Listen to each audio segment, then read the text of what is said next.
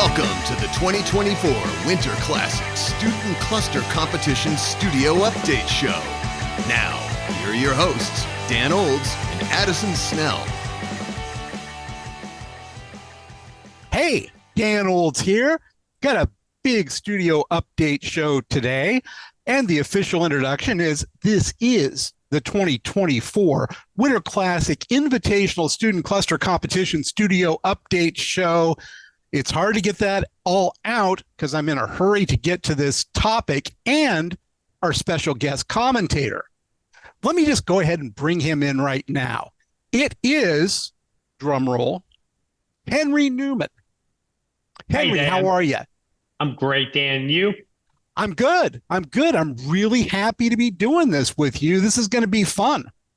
It is fun. And I'm really impressed with what the kids did, the students did this time. It keeps getting better and better. I'm really happy for them. Hey, let's take a couple of seconds and tell the people out there who you are, those of whom might not know.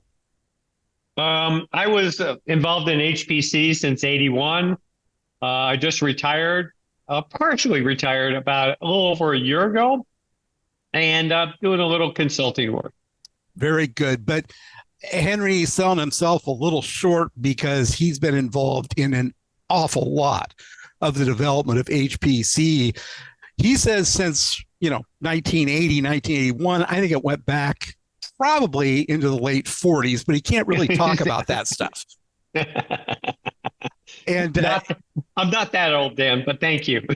Henry and I go back, I'm going to say 13 years, New Orleans, a dinner. New Orleans, yep. And that dinner was marked by our first argument. They continued throughout dinner. I remember the topic, SSDs, inefficient failures or something really cool. I was taking the something really cool side. Henry was taking issue with the inefficiencies of them back then. Nobody won except SSDs. Yeah. No. Anyway, let's get into this. It's great having you. So the task this week was NASA, who's a 3-time mentor of the Winter Classic, very much appreciated. They came out of the gate doing NASPAR benchmarks their first year, then WRF, and now we're diving into NASPAR a little bit deeper with something called BTIO. Can you give us any background on that, Henry? No, the NAS benchmarks are a way of benchmarking systems, and I'm not familiar in detail with all of them, but then why do I have you on here? I don't know. Go ahead. I'm kidding. Go ahead. No, but I mean, all of the benchmarks are that NAS has been doing, because they had benchmarks in A's, NAS parallel benchmarks. Yeah, are designed for people to understand the maximum performance of a system for this operation, whether it's I/O, whether it's memory, whether it's computation.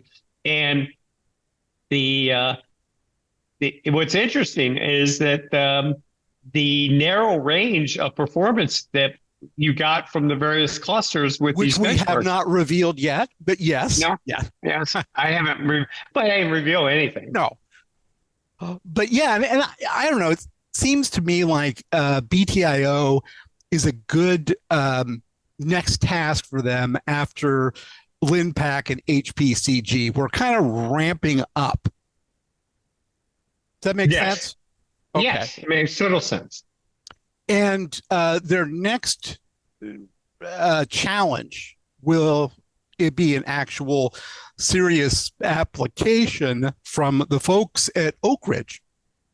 Really? Can you reveal the application or not, Dan? I can because we're shifting time with this and it's mostly happened. They're doing an AI-ish like routine with drug discovery using some data sets from COVID.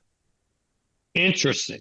So topical, true application, It's going to be really interesting to see how that came out. Then in the mentor interview, exactly what they were having them do. So a cool thing indeed. Are we ready to look at some results? Yes, I've always liked results. Okay, first thing we're showing up here is the leaderboard as it stood before the NASA application hit. And this is results from Module 1, HPCG and LINPACK. And look at how tight that is. That is, I mean, surprisingly tight. Wow. I mean, what's it like to be, like take a look at the Channel Islands Team B, who actually has redubbed themselves the High Performance Dolphins. They get, a score of good scores, and they're in like fifth. Yeah. They had 100 and then 90, 100 on LINPACK, then 90 on HPCG, and you're fifth. But really good battles out there. Stu, let's take a look and see what it looks like for NASA and BTIO. What's nice here? There's always teams that have trouble. Always. I mean, that's just a student cluster thing. This is new to many teams, no experience, no time, work, etc. So, but what we're seeing in this is that 3 of the 4 teams lower down were able to turn in something. And that's correct. That's a good thing. It is a good thing. Yeah. What was the time period that they ran this? They had a week. They had their initial training on Monday and access to the clusters on Monday, and they had to turn in their results by, I think, Saturday at noon or something like that, Pacific. So plenty of time. Good. So taking a look at the middle of the pack, interesting stuff in here. Fayetteville, who was a very, very close number 2 after the first module, they dropped down quite a bit. But will it hurt them? We'll see. Texas Tech Matadors in there. Your Henry, as you're located in New Mexico, University of New Mexico Roadrunners doing good with an 85. Channel Islands, the High Performance Dolphins, 94.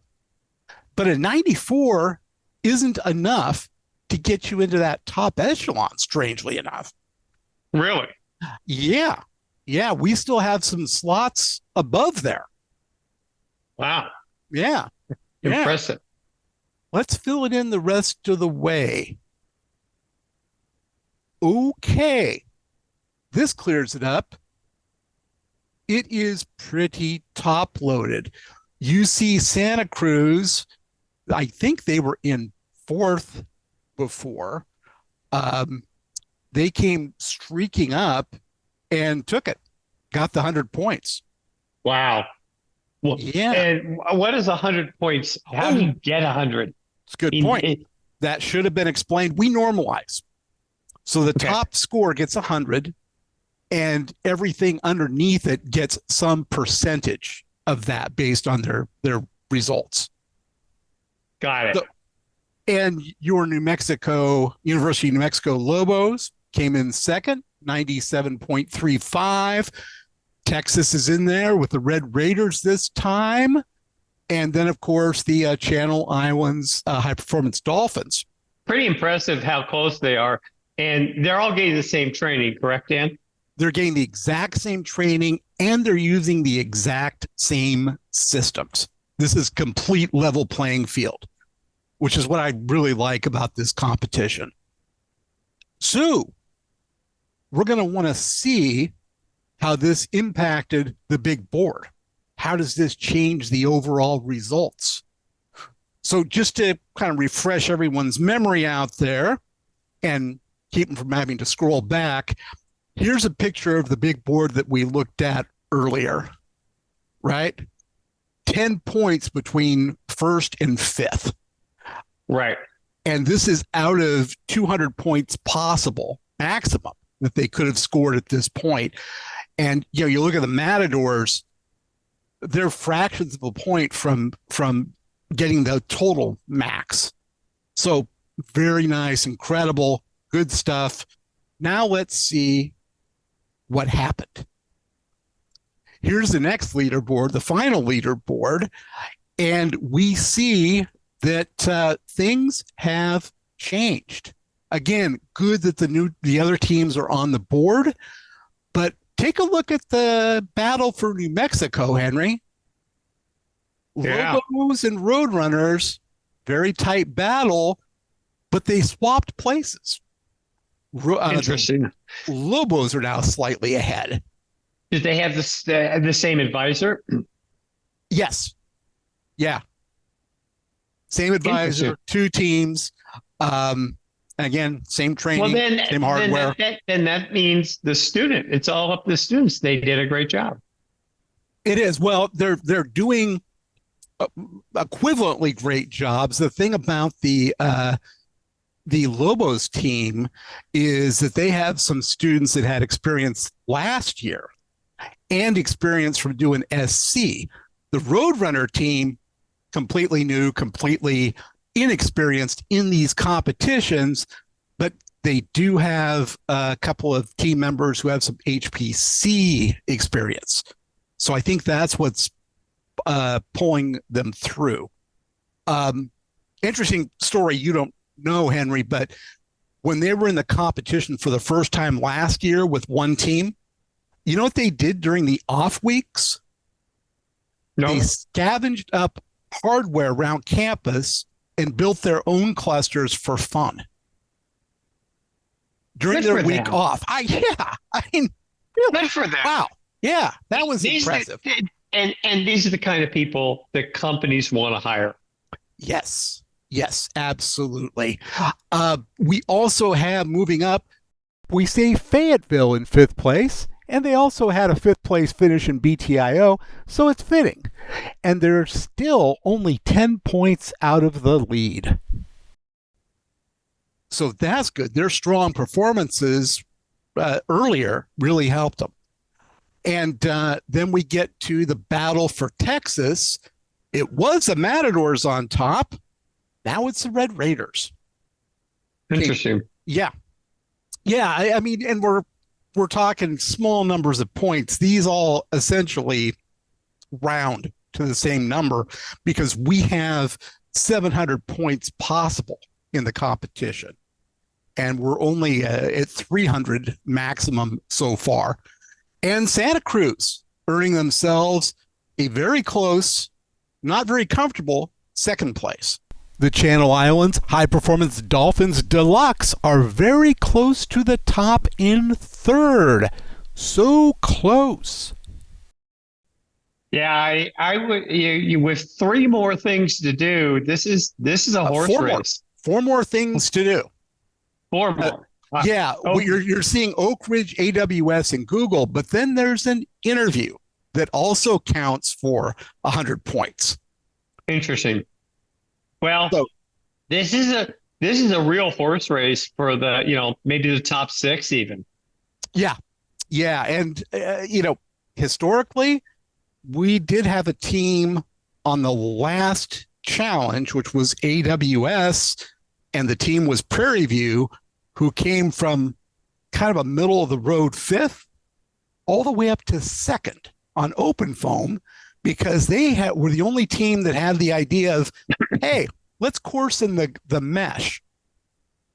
All AWS told them was, here's open foam, here's the motorcycle, keep the efficiency, keep the coefficient at this level.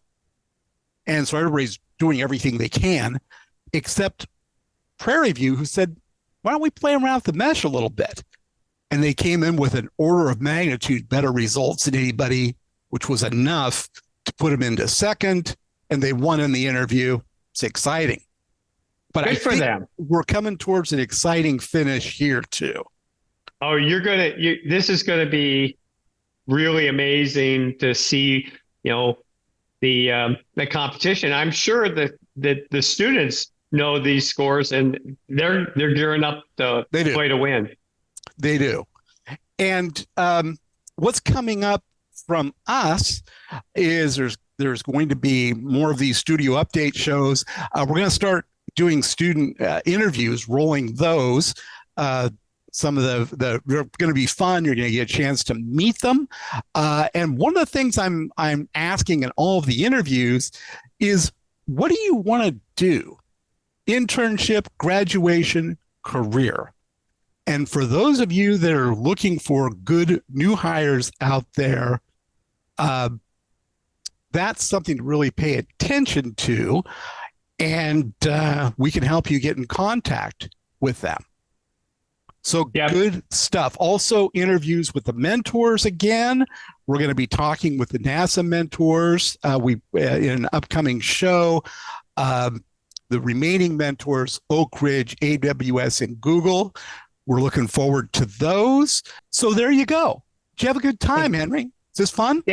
Dan, I appreciate you doing this to help our community, the HPC community, and help these students go forward and improve their lot in life and their careers and learn something. So kudos to you and the people involved in this. Yeah, and the mentors too. The sponsors, the mentors are having fun with this, which is great to see. Yep. So if you want to follow the competition, take a look for the latest news in HPC Wire. Check us out on social media.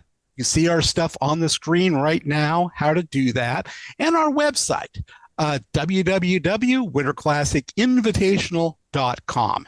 Thanks a lot for listening. Thank you, Henry, for doing this. Really appreciate it. No problem, Dan. I mean, we've got to help the next generation.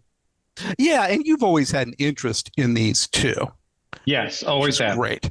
Maybe we'll do another one down the road. Are you available? Do I need to talk to your people? I'd love that, Dan. Okay. Well, thank you, Henry. Thank the students. Thank the sponsors. Thank everybody.